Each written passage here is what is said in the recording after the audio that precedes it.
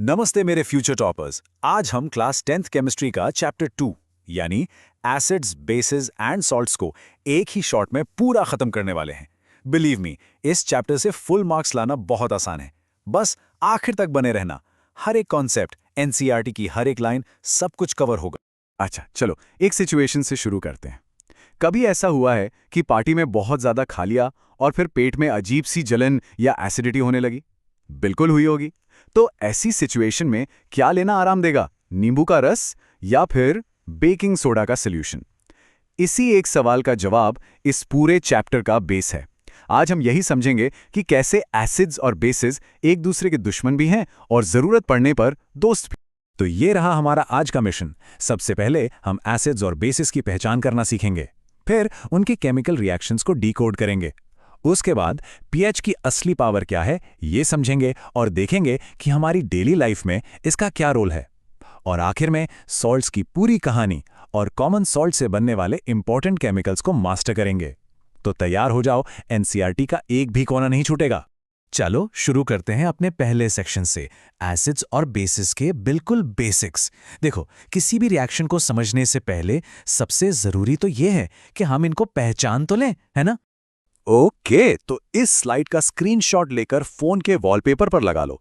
Acids test में खट्टे होते हैं जैसे नींबू, और बेसिस कड़वे होते हैं जैसे करेला। पर दोस्तों, लैब में हर चीज को चखना तो बिल्कुल नहीं है, आखिर जान प्यारी है। इसीलिए हम यूज करते हैं litmus paper. Acid blue litmus को रेड कर देता है। इसको याद रखने का ट्रिक है ABR, acid turns blue to red.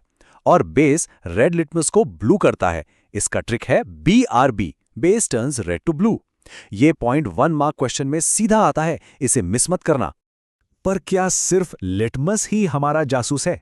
नहीं, हमारे पास इंडिकेटर्स की पूरी फौज है। ये अपना रंग या अपनी स्मेल बदलकर हमें बताते हैं कि कोई सब्सटेंस एसिड है या बेस। नेचुरल इंडिकेटर्स में आते हैं लिटमस और हल्दी। सिंथेटिक यानी मैन मेड इंडिकेटर्स में आते हैं फिनोल्फिथिलीन और मिथाइल ऑरेंज। और एक स्पेशल कैटेगरी है ऑल्फैक्टरी इंडिकेटर्स की, जैसे प्याज और लौंग का तेल। मतलब इनकी स्मेल बदल जाती है एसिड या बेस के कांटेक्ट में आने पर। कमाल है ना? तो चलो अब आते हैं चैप्टर के सबसे एक्शन पैक्ड, सबसे इंपॉर्टेंट हिस्से पर, केमिकल रिएक्शंस। अब हम देखेंगे कि एसिड्स और बेसिस जब दूसरे केमिकल्स से मिलते हैं तो क्या क्या धमाल करते हैं। अब पूरा फोकस यहां पर चाहिए। ये वाला डायग्राम, इसको तो दिमाग में छाप लो, एग्जाम में बहुत बार आता है। इमेजिन करो, हमारे पास एक टेस्ट ट्यूब है जिसमें हमने डाला डाइल्यूट सल्फ्यूरिक एसिड, फिर उसमें डाले कुछ जिंक के टुकड़े। आपको ये जो जिंक के ऊपर छोटे छोटे बबल्स दिख रहे हैं ना, ये इस बात का सबूत है कि एक केमिकल रिएक्शन हो रहा है और एक गैस निकल रही है। तो यहां पर केमिस्ट्री का गोल्डन रूल ये है कि जब भी कोई एसिड किसी मेटल के साथ रिएक्ट करता है तो सॉल्ट और हाइड्रोजन गैस बनती है। और इस हाइड्रोजन गैस को टेस्ट कैसे करते हैं? जब हम गैस के पास एक जलती हुई माचिस ले जाते हैं तो पॉप की आवाज आती है। और ये जो पॉप साउंड टेस्ट है ना, इस पर तो 3-4 स्टार लगा लो। बोर्ड एग्जाम्स का फेवरेट क्वेश्चन है ये। मेटल्स के बाद अब बारी आती है मेटल कार्बोनेट्स और हाइड्रोजन कार्बोनेट्स की। जब एसिड्स इनसे रिएक्ट करते हैं तो तेजी से झाग निकलता है, बिल्कुल फिजी ड्रिंक की तरह।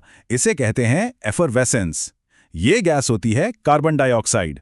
अब इस डायग्राम में देखो, जब इस CO2 गैस को लाइम वाटर यानी चूने के पानी से पास करते हैं तो वो दूधिया यानी मिल्की हो जाता है। ये CO2 का पक्का वाला टेस्ट है, जैसे पॉप टेस्ट हाइड्रोजन का था।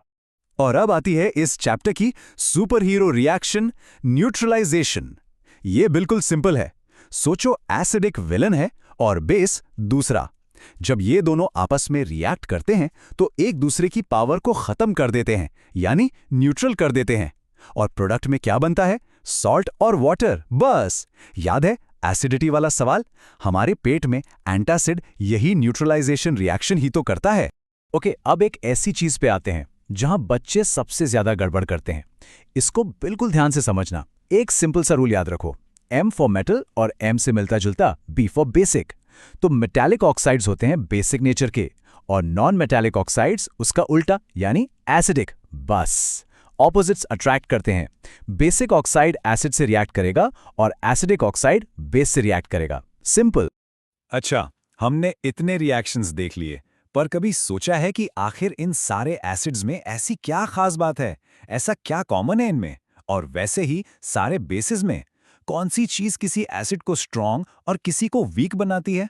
चलो इस राज से पर्दा उठाते हैं। तो आखिर वो कॉमन चीज है क्या?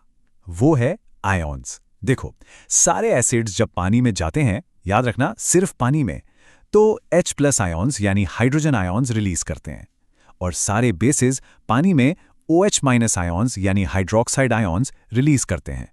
बस यही इनकी असली पहचान है। और हाँ, इन्हीं फ्री आयॉन्स की वजह से इनके सॉल्यूशंस इलेक्ट्रिसिटी भी कंडक्ट करते हैं। तो इन H+ आयन्स की ताकत को नापने के लिए हमारे पास एक स्पेशल स्केल है जिसे हम कहते हैं pH स्केल। इसमें जो P है ना, वो एक जर्मन वर्ड पोटेंस से आया है, जिसका मतलब होता है पावर। तो सीधा साधा मतलब हुआ पावर ऑफ हाइड्रोजन। और ये देखो, NCERT का सबसे कलरफुल डायग्राम pH स्केल। ये 0 से शुरू होकर 14 तक जाता है। बिल्कुल बीच में 7 पर है न्यूट्रल, जैसे हमारा साफ पानी। अब 7 से जितना नीचे जाओगे, यानी 6, 5, 4, उतना ही सॉल्यूशन एसिडिक होता जाएगा। और 7 से जितना ऊपर 8, 9, 10, उतना ही बेसिक या अल्कलाइन होता जाएगा। सिंपल। अब शायद आप सोच रहे होंगे कि इस pH स्केल का हमारी रोज की जिंदगी से क्या लेना देना। तो सुनो, pH सिर्फ केमिस्ट्री लैब की चीज बिल्कुल नहीं है। ये हमारी बॉडी से लेकर हमारी मिट्टी, हमारी नदियों तक हर जगह है। जैसे कि आप जानते हैं, हमारी बॉडी ठीक से काम करे उसके लिए ब्लड का pH 7.0 से 7.8 के बीच में होना जरूरी है। थोड़ा सा भी ऊपर नीचे हुआ तो गड़बड़। फिर आती है एसिड रेन।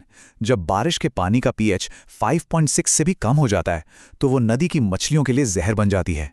हमारे पेट में HCl एसिड खाना पचाता है, और हमारे मुंह का pH जब 5.5 से नीचे जाता है तो दांत सड़ना शुरू हो जाते हैं। इसीलिए तो हमारे टूथपेस्ट बेसिक नेचर के होते हैं, ताकि वो एसिड को न्यूट्रलाइज कर सके। तो हमने एसिड्स और बेसिस की कहानी तो समझ ली। अब वक्त है इस चैप्टर के तीसरे और आखिरी हीरो से मिलने का, जिसका नाम है सॉल्ट्स। अब सॉल्ट सुनते ही दिमाग में नमक की थैली आती है ना? लेकिन रुको, केमिस्ट्री में सॉल्ट्स एक बहुत बहुत बड़ी फैमिली है। और इस पूरी सॉल्ट फैमिली का जो सुपरस्टार है वो है हमारा कॉमन सॉल्ट, यानी सोडियम क्लोराइड NaCl। ये सिर्फ हमारे खाने में स्वाद नहीं डालता, बल्कि ये केमिकल इंडस्ट्री का रॉ मटेरियल का किंग है। इससे बहुत सारी जरूरी चीजें बनती हैं। तो चलो अब हम एक वर्चुअल टूर पर चलते हैं इस सॉल्ट फैक्ट्री के, और देखते हैं कि इस साधारण से नमक से कौन कौन से कमाल के केमिकल्स बनाए जाते हैं। अब यहां से जो भी पढ़ेंगे वो एग्जाम के लिए सुपर डुपर इंपॉर्टेंट है, तो पूरा ध्यान इधर। इस डायग्राम को देखो, इसका नाम है क्लोर आल्कली प्रोसेस। नाम थोड़ा अजीब है, पर इसका मतलब इसके प्रोडक्ट्स में ही छुपा है। क्लोर मतलब क्लोरीन गैस, और आल्कली मतलब सोडियम हाइड्रोक्साइड, जो एक बेस है। प्रोसेस सिंपल है। नमक के पानी, जिसे ब्राइन कहते हैं, उसमें से करंट पास करो और हमें मिलेंगे 3 काम के प्रोडक्ट्स: सोडियम हाइड्रोक्साइड, क्लोरीन और हाइड्रोजन। इन तीनों के यूजेस भी डायग्राम में दिए हैं और एग्जाम में सीधे सीधे पूछे जाते हैं। चलो कॉमन सॉल्ट से बनने वाले कुछ और सेलिब्रिटीज से मिलते हैं। पहला है ब्लीचिंग पाउडर, पानी का सफाई कर्मचारी। फिर है बेकिंग सोडा, पकौड़ों को फुलाने वाला और पेट की आग बुझाने वाला।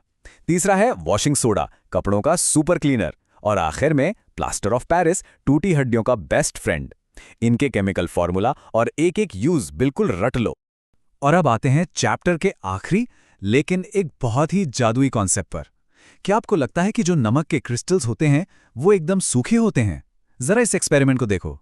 जब हम नीले रंग के कॉपर सल्फेट क्रिस्टल्स को गर्म करते हैं तो जादू से उसका नीला रंग गायब हो जाता है और वो सफेद हो जाता है, और टेस्ट ट्यूब में पानी की बूंदें दिखती हैं।